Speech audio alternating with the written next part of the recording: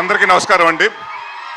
ముందుగా ఇక్కడికి వచ్చిన తెలుగు సినిమా అభిమానులందరికీ నా తరపున, మా యూనిట్ తరపున చాలా చాలా థ్యాంక్ యూ. ఈ ఈవెంట్ ఇంత లైవ్గా చేస్తున్నందుకు, ఇంత కలర్ఫుల్గా, ఇంత గోళతోటి. అండ్ అలాగే మా మీడియా మిత్రులు అండ్ మా జర్నలిస్టులు అందరూ, వాళ్ళందరికీ వచ్చినందుకు చాలా చాలా థ్యాంక్ యూ. బచ్చలమల్లి దీని గురించి చెప్పాలంటే డిసెంబర్ 27, 2021 లవ్ యూ అమ్మా. సో ఆ రోజు నాకు వచ్చి చెప్పడం జరిగింది. దాని తర్వాత అప్పటి నుంచి ఇప్పటి వరకు దాదాపు 3 సంవత్సరాలు పట్టిందండి. ఆ 3 సంవత్సరాలు ఈ సినిమా గురించి చెప్పాలంటే ముఖ్యమైన వ్యక్తి సుబ్బు గారి గురించి చెప్పాలి. ఈ 3 years ఆయన దేని గురించి ఆలోచించలేదు, దీని గురించి తప్ప. సో అది నాకు బాగా నచ్చిందండి. చాలామంది చెప్తారు సినిమా కథ చెప్పినప్పుడు చాలా బాగా చెప్తారు, బట్ తీసినప్పుడు కూడా అలాగే తీయాలి. ఆయన ఎంత బాగా చెప్పారు, అంతకు మించి బాగా తీశారు. అండ్ అది నేను చాలా కాన్ఫిడెంట్గా ఎందుకు సినిమా చూశాను కాబట్టి నేను చెప్పగలుగుతున్నాను. అండ్ మేము చాలా డిస్కషన్ చేసాము. అంటే నా సినిమాల్లో అంటే మనకి తెలుస్తాయి కదా ముందు సినిమాల్లో ఏం తేడా వస్తున్నాయి, మనం ఎక్కడెక్కడ మార్చుకోవాలని మనం కూడా కూర్చొని అనలైజ్ చేసుకున్నప్పుడు చాలామంది నాకు చెప్పిన కంప్లైంట్, మీ సినిమాలో సాంగ్ సరిగ్గా ఉండలేదండి, సాంగ్ సరిగ్గా ఉండలేదని చెప్పారు. సో మీ ఇద్దరు ఫస్ట్ కూర్చుని అదే ఏమంటే చాలా రోజుల తర్వాత మనం వస్తున్నాం, ఒక సాంగ్స్ బాగుండాలండి, ముందు సాంగ్స్ ఇంపాక్ట్ చేయాలి. This is been the complaint I been hearing. అంటే ఆయన విశాల్ గారు దాదాపు 6 నెలల ముందు నుంచే, సినిమా స్టార్ట్ అవ్వకుండా 6 నెలల ముందు నుంచే కూర్చుని అన్ని సాంగ్స్ కంప్లీట్ చేశారు. సో ఆయనకి అలాగే విశాల్ చంద్రశేఖర్ గారికి చాలా చాలా థ్యాంక్ యూ. చాలా కష్టపడి చాలా ఇష్టపడి చేశారు సినిమా. అండ్ అందరూ అండి, ఇట్స్ నాట్ వన్ పర్సన్. అంటే జనరల్గా ఏమంటారంటే సినిమా బాగుందంటే ఆ లక్కో లేకపోతే ఇంకోటో అని కాదండి. ఇక్కడ అందరూ టీమ్ ఎఫర్ట్.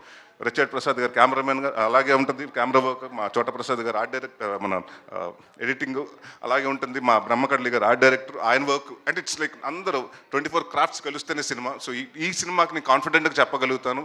అంటే రేపు మీరు సినిమా చూసిన తర్వాత కూడా చెప్తారు. ప్రతి ఆర్టిస్ట్ గురించి మాట్లాడతారు, ప్రతి టెక్నీషియన్స్ గురించి మాట్లాడతారు. ప్రసాద్ బెహ్రా ఇంకా ఇలాగే నువ్వు ఇప్పుడు ఏ అరుపులు వస్తున్నాయో, నువ్వు స్క్రీన్ మీద వస్తుంటే థియేటర్లో రేపు ఇలాగ అరుపులు రావాలని కోరుకుంటున్నాను. And one of the finest actor అండి. అండ్ చాలా సటిల్గా చేస్తాడు, చాలా and one of the good writer also. And నేను కూడా నిన్ను ఒక నెక్స్ట్ వెన్నెల కిషోర్ లాగో లేకపోతే ఒక సత్య లాగో వైవహర్ష లాగో ఒక పెద్ద స్థాయిలో చూడాలి. అండ్ డెఫినెట్గా ఐ నో 1-2 yearsలో నువ్వు డెఫినెట్గా మాకు కూడా డేట్లు ఇవ్వు, ఆ స్థాయికి బిజీ అవ్వాలని కోరుకుంటున్నాను.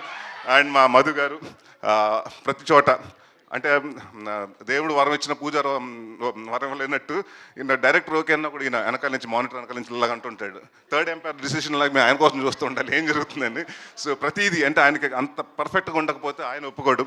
సో ఎప్పుడు అదే చెప్పారు కదండి, అంటే పెగ్గు కాడి నుంచి అన్నింటిలో ఆయన చాలా దగ్గరగా పాత్ర చాలా పోషించారు. సో థ్యాంక్ యూ అండి. అండ్ ఎవరన్నా మర్చిపోతే మా హరితేజ గారు అండ్ ప్రవీణ్ గారు. అంటే మీరు ఇప్పటివరకు హరితేజ గారిని చాలా బబ్లీగా లేకపోతే ఎలా చూస్తుంటారు, ఇన్నోసెంట్గా. బట్ ఈ సినిమాలో డెఫినెట్గా అంటే హరితేజ గారు ఏంటి ఇంత ఏడిపిస్తగలుగుతారా, ఆవిడ ఏడుస్తే అంటే ఎంత పర్ఫార్మెన్స్ చేయగలుగుతా అంటే నేను, ఎందుకంటే ఎప్పుడు మనం ఆవిడని సెటైర్లు కానివ్వండి, కామెడీ వేలో చూసాం ఆవిడ చేసిన సినిమాలు కానివ్వండి. సో ఈ సినిమాలో ప్రతి యాక్ట్ చేసిన అమృత గారు కానీ నుంచి ప్రతి ఒక్కరు, ప్రతి ఆర్టిస్ట్కి అందరికీ చాలా మంచి పేరు వస్తుందని. అండ్ డెఫినెట్గా ఇది నా కెరియర్లో కొన్ని సినిమాలు ఉంటాయి, గమ్యం లాగా, అలాంటి నాంది లాగా.